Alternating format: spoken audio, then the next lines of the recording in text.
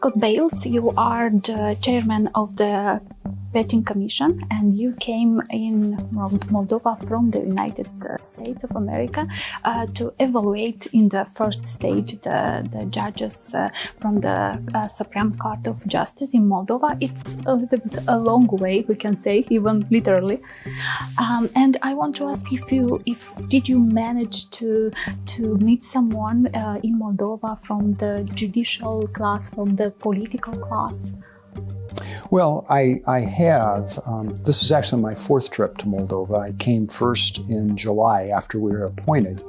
And during that trip, we met with the president, we met with representatives from parliament, we met with representatives from the courts.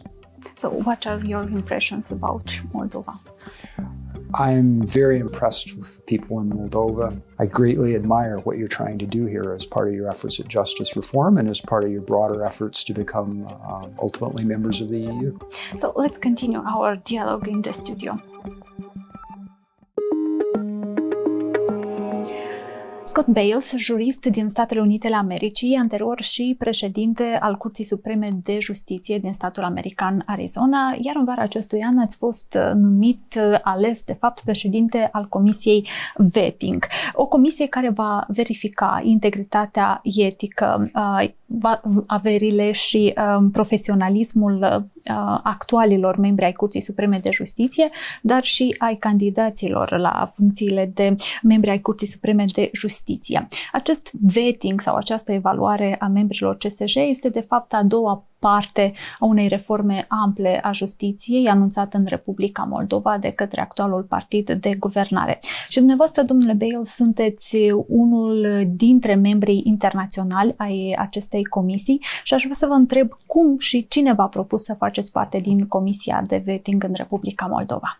So that's a very good question. The Vetting Commission here in Moldova that I'm involved with has 6 members. There are 3 Moldovans, and there are 3 people that were suggested to Parliament by Moldova's development partners, the EU, the World Bank, the United States, others. And of the 3 members that were suggested by the development partners, I'm one of those. The other 2 are Lavly Perling, who's a former prosecutor general from Estonia, and Giuliana Civanini, who's a retired judge from Italy. The way I became involved is I heard that Moldova was undertaking this project. I was asked if, since I was retired as a judge in Arizona, if I might be interested in helping. And I then spoke to representatives from the United States, from the broader group of development partners, and ultimately was one of the names suggested. And then I spoke to the Parliament's Committee on Appointments and Law and was, like all of the other members, ultimately approved by a majority of the Parliament, a supermajority of the Parliament. Ce știați dumneavoastră despre sistemul de justiție din Republica Moldova înainte de a veni aici? I knew that the courts broadly in Moldova were part of reform efforts for the justice system, that there had been some changes over the past years in the composition of different courts, in the composition of the Supreme Council of Magistracy, the body that governs court operations in different ways.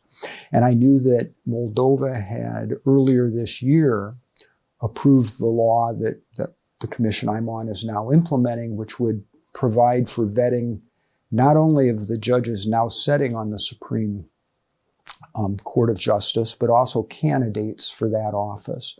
And I understood that these efforts to ensure the integrity of the judges were part of a broader package of justice reforms that Moldova is undertaking, in part in its path to membership in the European Union. Ați avut vreo revelație între timp, din momentul în care ați venit și nu știați prea multe despre sistemul de justiție din Republica Moldova și ce ați reușit să vedeți în perioada în care v-ați început cumva munca în cadrul comisiei? Well, the Moldovan system to me is different from what I'm familiar with in the U.S., in part because the appointment process is so different. In the United States, almost all judges are appointed by executive officials, by people either who would be in the governor's office or, for federal judges, the President of the United States. You have a different system in Moldova, which is common to other European countries, where the courts themselves have a greater role in the selection and ultimately the appointment of judges. So that system's different to me, and I didn't appreciate how different that is in its practical consequences until I came here and could see it firsthand. Dumneavoastră, domnule Bales, sunteți președintele Comisiei de Vetting, așa cum spuneam mai devreme, și evaluările candidaților la Curtea Supremă de Justiție au început încă în luna august, dacă nu mă înșel, dar nu am văzut deocamdată interviurile propriu-zise sau interviuri propriu-zise cu unii dintre candidații la funcția de membri ai Curții Supreme de Justiție. Există motive pentru care este întârziată deocamdată, iată, trecerea la următoarea etapă de evaluare, și anume cea a interviurilor? Well, the process has several steps, and it's meant to both be very thorough to determine whether the people that are under review do meet the criteria for ethical and financial integrity, but it's also meant to be fair. The people that are under review should have an opportunity to explain, to answer questions. So the way it works is, at the beginning, the commission sends questionnaire and forms to the subjects that they then complete. The commission also independently gets information from different public and private entities, like the state tax authority, and evaluates that information, and where there are questions, asks the candidates and the judges for more information or to clarify things. So that takes multiple steps, and once that information gathering is largely complete, the commission tells the person under review if there are areas that still raise questions, and then there's an opportunity for a public hearing where the person can come and talk. And that happens before the commission reaches its final conclusions. So we've been in that investigative process for these last now more than 2 months. And we're on the eve of actually having some public hearings, we think, in the next week or so on the first subjects. 22 din cei 25 de judecători ai Curții Supreme de Justiție și-au dat demisia cu mult înainte să înceapă acest proces de evaluare a lor. Aceștia spuneau atunci, sau cei mai mulți dintre ei, că au urmărit cum s-a desfășurat procedura de pre-vetting și că nu au avut suficientă încredere în ea sau nu au încredere cum se face această evaluare. Credeți că aceste declarații ale foștilor magistrați ai Curții Supreme de Justiție aveau motive justificate sau era doar un mod de a boicota ulterioara lor evaluare? Well, I can't speak to why the judges decided what they decided. I think after the law was passed that sets up the commission for the vetting commission, I think it was at that point that maybe 20 of the 25 judges resigned. Once our process began, there were 5 sitting judges on the Supreme Court of Justice. 2 of those judges resigned after the evaluation process started, and the law allows them to do that. It gives them a period in which they can resign. So I don't know, again, why people chose to do what they do. I think the process, though, the process for both pre-vetting and certainly the process for now for our commission, I think it reflects a commitment to being thorough and fair, and the people that are involved in those processes, they know what the criteria are, and they have an opportunity to provide information so that the commissions can make their assessments. So I would not criticize the process from what I've seen. Ce impedimente credeți că ar putea să întâmpine Comisia de Vetting din care dumneavoastră faceți parte și pe care o conduceți în acest proces de evaluare a eticii și integrității magistraților, dar și a averilor acestora? I think our challenge is getting the information, because you're talking about periods of time that vary somewhat. There are in the law particular time periods that we look at for things like violations of the rules of conduct or conflicts of interest, or for the financial criteria, differences between identified sources of income and what people have actually spent, or the wealth they've acquired. So a challenge is just gathering the information over a number of years. It could range from 5 to 12 years, depending on the criteria. But I think while it's a challenge, it's not a roadblock. It's something that can be met. It just takes more effort and attention and resources. V-a abordat cineva din clasa politică sau juridică din Republica Moldova ca să discutați despre felul în care veți face această evaluare a magistraților CSJ? Our commission and its evaluation is independent. We don't look to other parts of government for any guidance in terms of what we do or how we decide the evaluation of particular candidates. What we have heard from not just different parts of government, but also from the public, is a desire to see the process move efficiently and effectively. So we've been urged to perform our task in a way that boosts confidence of the public and helps ensure that the judges and the candidates for judicial positions are people that meet the criteria for ethical and financial integrity. Înainte de Comisia Vetting, ceva mai devreme, și-a început activitatea Comisia Pre-Vetting.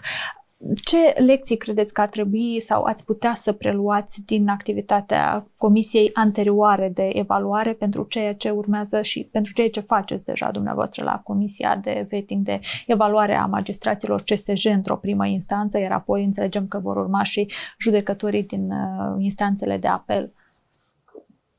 Right. Your question recognizes what pre-vetting was focused on were people who were candidates to be on the Superior Council of Magistracy. Right now, my commission is focused on the judges and candidates for the office of judge for the Supreme Court. Once we complete that process, we're going to look at the judges on the Court of Appeals and the chief judges and vice chief judges for the district courts. So our subject matter is a little different. We learned from the Pre-Vetting Commission because even though it was applying a different law with different subjects, it considered things like the content of its rules, its processes, how to even set up hearings, and we could learn from that. So I think we've been able to get started more quickly with our work.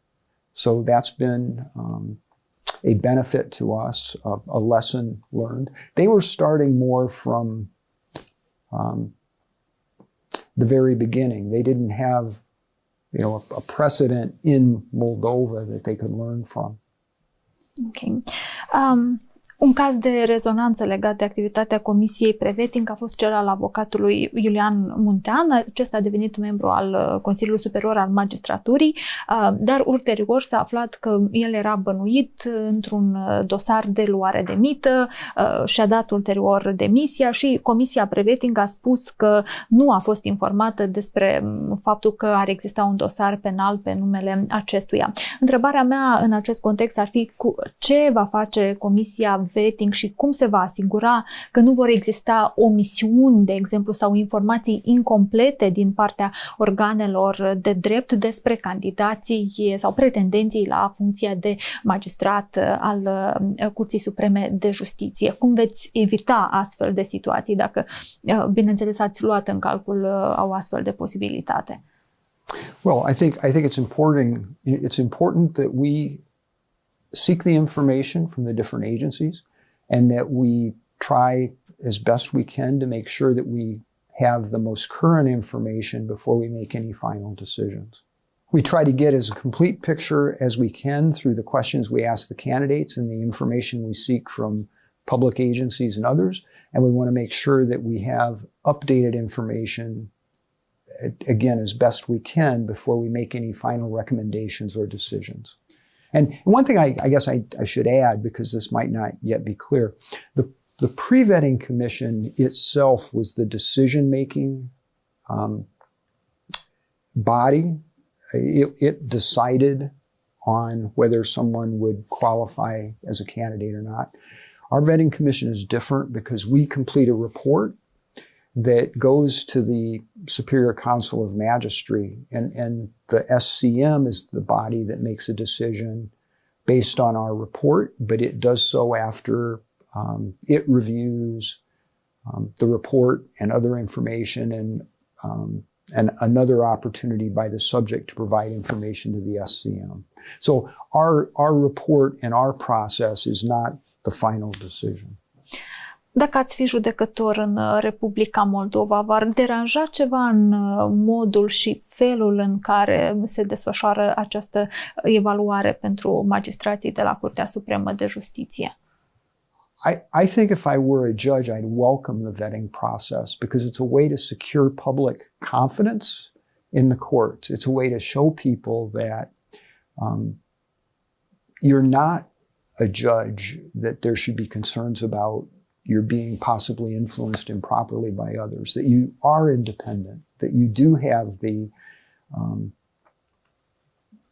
ethical and financial integrity that people, I think, deserve from members of the court.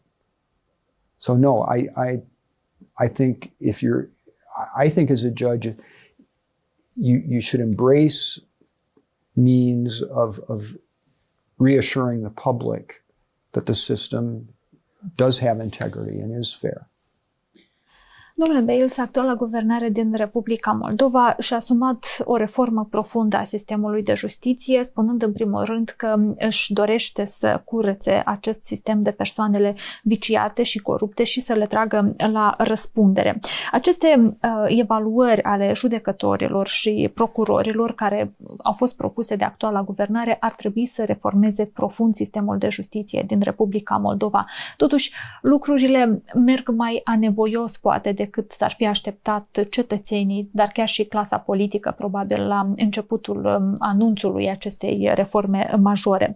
Urmărind și analizând felul în care se reformează justiția în Republica Moldova, ce ați remarca, în primul rând, atât din punct de vedere laudativ, să zicem, dar și critic? First, praise the commitment by Moldova to make the effort. It is a big undertaking, as it is very hard. It's disruptive in the sense that some judges will leave office, perhaps ultimately be removed from office. It is difficult in that, as I said, the assessments themselves take time. They take resources in terms of people and money. So the commitment to do it is, I think, admirable because fair courts that are unbiased, not subject to improper influence, are so important to defending people's rights, resolving disputes, and ultimately to a country's economic success. You need that as part of effective justice reform, but it's not easy to do. And it's not something you can do overnight. So those are things I admire. I think some people have been frustrated that the process cannot move more quickly. And I think I think that might reflect an impatience that doesn't appreciate how difficult the process is. Sistemul de justiție american, din care veniți dumneavoastră, este unul foarte complex și este, cred că, foarte diferit de cel din Republica Moldova. Dar, în același timp, sistemul de justiție american este recunoscut ca fiind unul profesionist în care etica și integritatea oamenilor care fac justiție chiar contează cu adevărat. Ce lecții credeți că ar putea prelua Republica Moldova, justiția de aici, din sistemul de justiție din Statele Unite ale Americii, ținând cont, bineînțeles, de diferențele evidente dintre acestea două? Well, I think any court system, whether the United States, whether Moldova, it's important that you have in place guidelines for the proper conduct of judges, whether in terms of ethics or in terms of financial activity, that you have in place those guidelines, that they be monitored and that they be enforced. And ideally, the court system itself has processes to do that, to discipline judges. But even in countries like the United States, you need external oversight. You need people other than the judges to make sure that they're themselves following the rules. And I think the reform efforts here are aimed at trying to ensure that those kinds of processes are in place, that you have rules to ensure, again, that judges are not influenced improperly, that they don't have conflicts of interest, that they're not corrupt. And it's vital that you not only have the rules, but that the rules are followed and that there's oversight to ensure that's happening. La baza reformării justiției din Republica Moldova stă această evaluare a judecătorilor și procurorilor și o strategie similară de reformare a putut fi urmărită în Albania, o altă țară de pe continentul european, și acolo procesul de evaluare a durat câțiva ani și s-a soldat cu foarte multe demisii, plecări din sistem, ceea ce a dus ulterior și la tărăgânarea unor cazuri în instanțele de judecată. Știu că una dintre colegele dumneavoastră, care face parte din Comisia de Vetting, a și asistat sau a oferit sfaturi pentru această reformă a justiției în Albania. Și probabil ați discutat care au fost acolo efectele pozitive și poate efectele mai puțin bune ale reformei. Și atunci aș vrea să vă întreb ce credeți că ar trebui să facă Republica Moldova pentru a evita, de exemplu, o plecare masivă a judecătorilor sau, în general, sau și a procurorilor din sistemul de justiție, pentru a nu se pomeni într-un blocaj acest sistem. So you are right that the experience in Albania was looked at in terms of identifying the process for Moldova. Experiences in other countries like the Ukraine also was. The laws in those countries differ, reflecting the different circumstances, the different resources in the countries. I think there is, as I said, a consequence of undergoing a vetting process is there's disruption because some sitting judges will leave or be removed and they can't instantly be replaced because you have to go through the selection process to identify new judges. That's one of the costs that comes with vetting, but it's one of the things that has to be accepted if you're going to do the process. Now, to try to minimize that, ideally, you'd have the process move for the evaluation of candidates to be new judges as quickly as possible. You would not have that get bogged down. That takes resources at in different places within the justice system. As I think I mentioned, in Moldova, judicial selection is something that the Superior Council of Magistrates is involved in, the SCM. So you need to have resources and people in place at the SCM to help identify the new judges. So you want to try to avoid bottlenecks at different parts of the justice system, because one consequence of vetting is that you're going to need to appoint new judges if the experience that we've seen in other countries holds true here, or even if you can just look to what has happened so far in Moldova as the vetting process has progressed.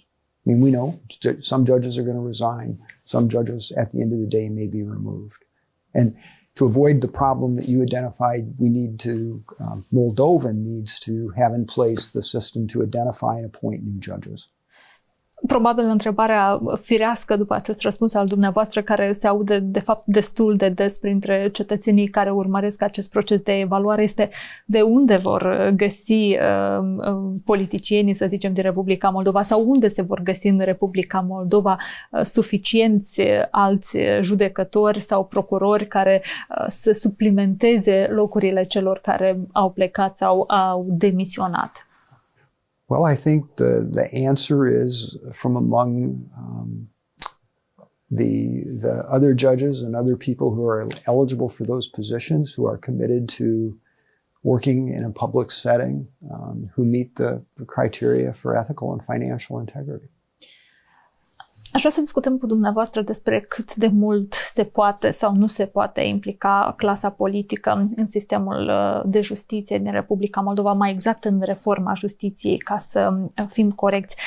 Și am să pornesc de la un caz care s-a întâmplat în luna august a acestui an, când Curtea Supremă de Justiție a anulat peste noapte, practic, puțin peste 20 de decizii ale Comisiei Pre-Vetting, care spuneau că mai mulți judecători și procurori nu au trecut acea evaluare. Atunci guvernarea a criticat deciziile și a spus că cei care se află la CSJ prin aceste decizii nu au arătat decât că sunt parte a unei minorități corupte din tagma judecătorilor. Ulterior, o parte din sistemul judecătoresc a acuzat influențe din partea politicienilor în justiție. Și întrebarea ar fi dacă o reformă profundă a justiției, așa cum a început-o și și-o dorește, se pare că Republica Moldova, poate fi făcută fără intervenția politicului. I think it can. I think the work of our commission can be done independently as the law contemplates. And that's partly because the way the commission is structured. When we began talking and we talked about the members of the commission, it was very carefully structured. So there'd be 3 Moldovan citizens, 3 people that were not necessarily Moldovans, that ended up being people from 3 different countries. The thing that the 6 of us share in common is a commitment that we are going to do this process fairly and objectively. We're not going to be subject ourselves to outside influences. And I think at the end of the day, our evaluations are going to reflect that commitment. And that whether a particular subject does or does not pass our evaluation is going to reflect that individual's own merits, that individual's own conduct. It's not going to be related in any way to external politics or other considerations. Dar, în general, când poate fi clasa politică sau politicul, în general, factorul politic acuzat, de exemplu, că de imixtiune în procesul de justiție? Pentru că aici s-ar putea să fie și o dilemă. Sistemul de justiție pare viciat, dar în același timp nu vrea să se reformeze sau nu vrea să se autocurețe de persoanele care sunt corupte. So that is, your question is a very good one. It's why vetting of the kind of vetting that Moldova is undertaking is something that is an extraordinary measure. It's meant to be something that's done one time because the courts, for various reasons, have been incapable of cleansing themselves, of securing the confidence from the public that they are operating with judges who have financial and ethical integrity. The challenge is doing vetting in a way that doesn't itself make the courts subject to improper pressure or influence. So you need to have fair and independent courts. If the courts can't ensure that the judges themselves have the desired integrity needed to have the confidence, to deserve the confidence of the public, and you're going to make that change through an external measure, you have to be very careful to build the process in a way that ensures that it's independent and fair and motivated just by the desire to have judges that do meet those criteria for integrity. Reformele în justiție în Republica Moldova se fac în primul rând, așa cum spun autoritățile, pentru cetățenii săi, pentru ca oamenii să poată avea încredere în procesul de justiție, dar se fac și pentru că Republica Moldova și-a asumat aceste reforme în procesul de apropiere de Uniunea Europeană.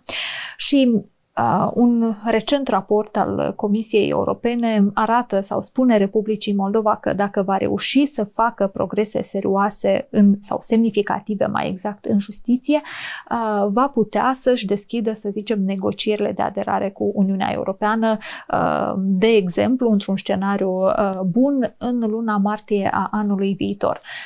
Credeți că Republica Moldova are capacitatea și poate să facă schimbări semnificative în justiție în următoarele, să zicem, 4 luni până se face martie? I think Moldova has the opportunity. I think it has the determination. It's going to require a lot of work and perseverance over the next several months. But I think it can do that. I think it can make further progress in justice reform, and I think the work of the Vetting Commission will contribute to that. So you are optimistic about that? I'm optimistic, but I recognize, as I said, it's going to take a lot of work to continue moving forward. But I'm also encouraged by the support that we've seen from not just members of the justice system in Moldova, but people more broadly. When you hear people talk, it's very common for people to say they really want to see a justice system that doesn't raise concerns of corruption, that is more fair, that is more effective in helping people resolve their disputes and defend their rights. Crezi că reforma justiției în Republica Moldova poate fi considerată încheiată în momentul în care au fost îndepliniți toți pașii tehnici pe care și-au propus autoritățile, sau totuși va fi un proces care va dura și după?